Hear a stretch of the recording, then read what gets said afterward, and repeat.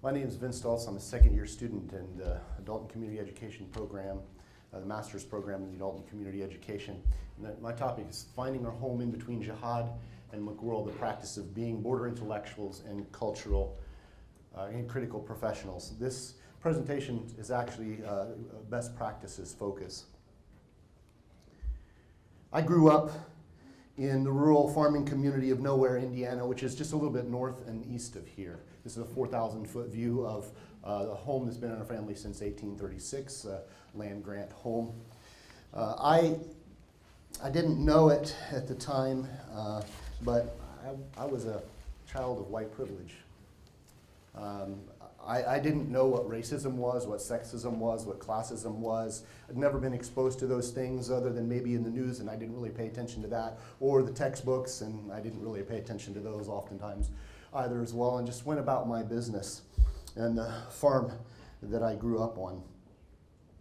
However, as I've come to know later, just a few miles away from home,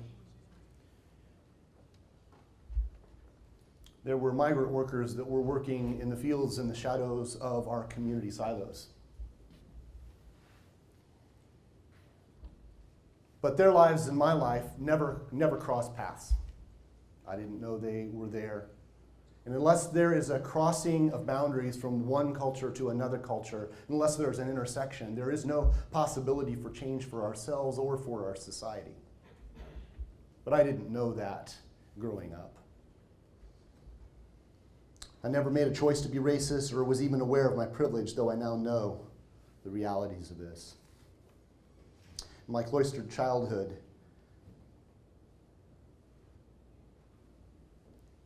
I was unaware. But that's one thing about privilege. Privilege, it thrives in the home by maintaining the status quo. Now, one of the ways of describing adult and community education might be actually to talk about it as a work of crossing boundaries. And really that's what we're here today to talk about, is crossing the boundaries that exist between ourselves and other peoples in the world, and how we can engage in that culture in a way that brings transformation and change to all of us. And that's really what we're here about. And one of the stories that I would share about me really crossing a boundary and going away from home was when I was teaching a class in peoples and cultures of the world. And I decided to, instead of taking another on-campus class to teach, that I would just teach that class in the prison system. Now, many of the people that I talked to about teaching in the prison system said, well, it's just uncomfortable to teach there. And it's really not the safest environment. Why would you want to do that? But I ignored them, and so I crossed the boundary from society in which I lived in to enter into the prison to do the teaching that was there. Now, one of the interesting things that happened to me there in this Peoples and Cultures of the World class was on the second day of my class, when Lamar decided not to come into class and decided rather to sit in the library area right adjacent to the place where the classroom was at. Now, you see, Lamar had worked his way through the system to be able to get into this educational program, and he was taking a huge risk not coming into class because he was exercising the little freedom that he had for a quiet act of rebellion.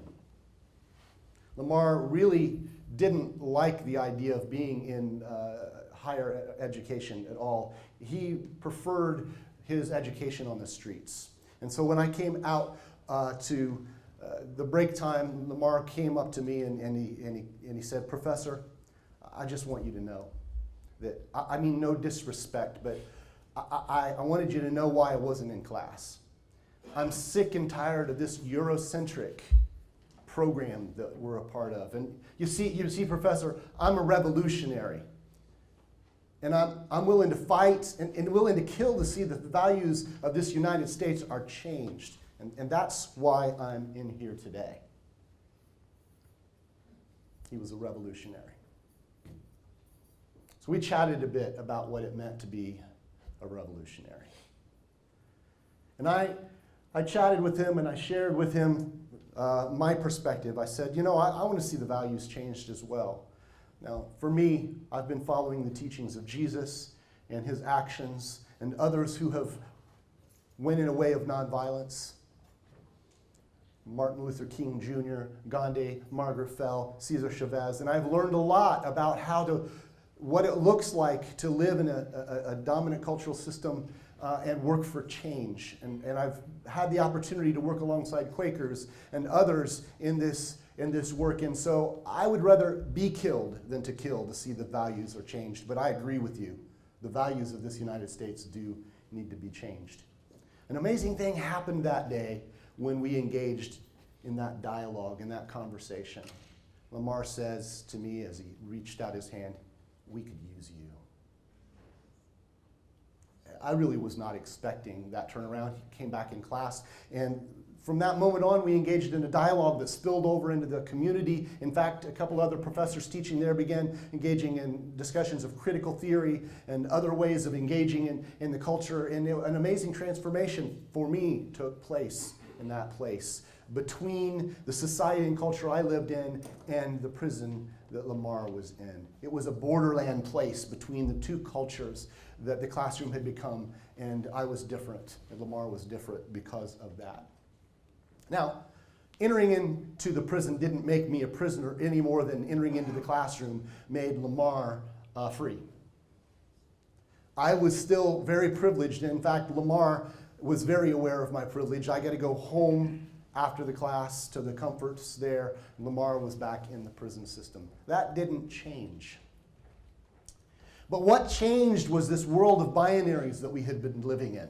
What I mean by that is there was the binary of prisoner, freeman, student, teacher, black, white, rebel of the status quo, upholder of the status quo. And in that moment, when he said we could use you and we had a common ground of dialogue, what happened was these binaries fell away, and they were no longer the final word on our interaction and on the space that we had created.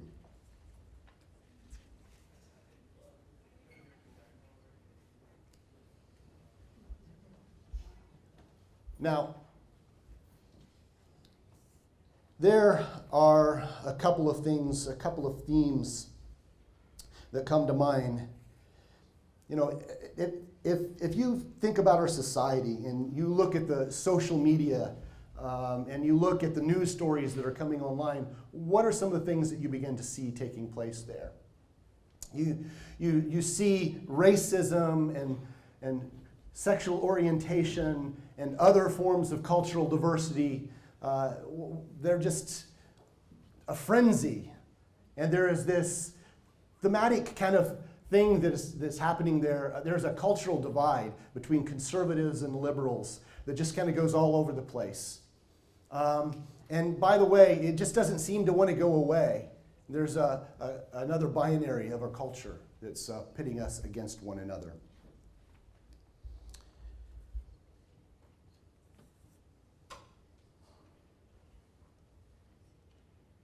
And jihad versus, but underlying all this is kind of like an unthought, a theme that kind of bubbles up, creating a lot of the tensions of this binary.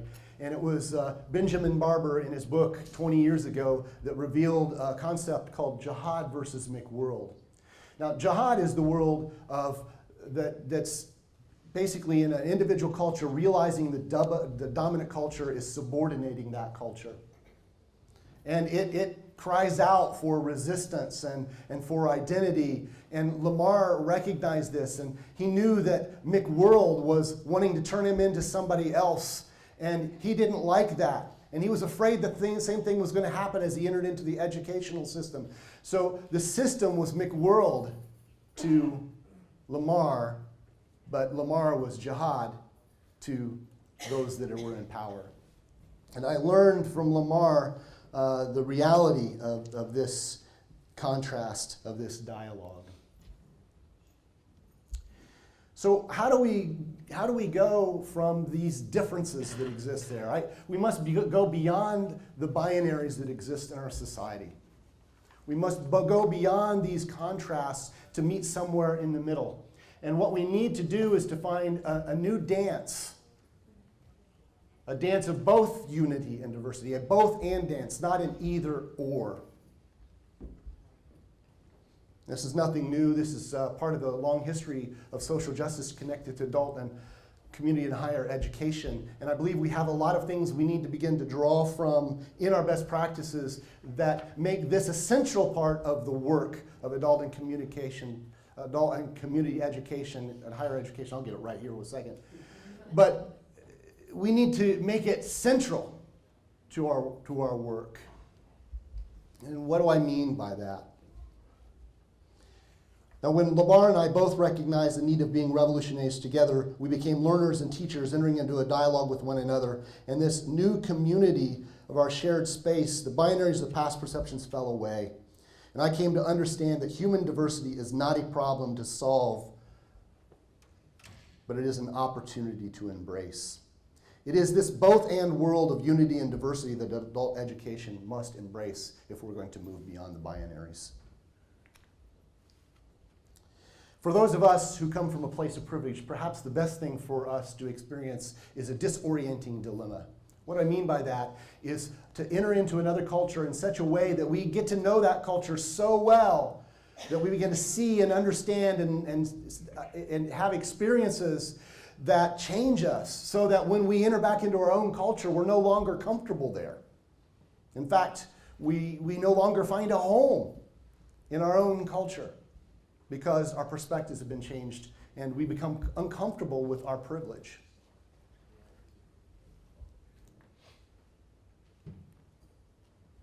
And the other thing that will happen is we will get to know this culture so well that we begin to realize we can never be a part of that other culture.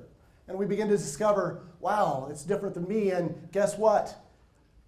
I can't find a home there either. So what do? We must find a home in our homelessness. And really that is what has been a hallmark of adult community and higher education. We see here pictured Miles Horton and the Highlander Folk School and the work that was done there, some very significant slides of individuals here. And that's really what happened. He created a home in the homelessness, a place in the margins where dialogue could be engaged in. And so this work is significant. Paulo Freire called this kind of work being border intellectuals, and Mary Alford called this being critical professionals. And so we must engage in being the work of border intellectuals and critical professionals in a place of creating a home in our homelessness. It's a very difficult work as we engage in it, but it's one that cannot be accomplished without hope. That's why Martin Luther King Jr. made it such a significant part of his work. And that's why Paulo Freire says, without a minimum of hope, we cannot so much as start the struggle. And so as we engage in this work, the most central aspect is hope. And we need a people of hope who are engaged in the culture as border intellectuals and critical professionals. And as my friend Lamar would say to us, because we could use you.